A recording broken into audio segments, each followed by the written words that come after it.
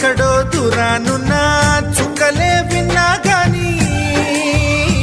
కదిలించలేదా కాస్త కూడా నీ మనసుని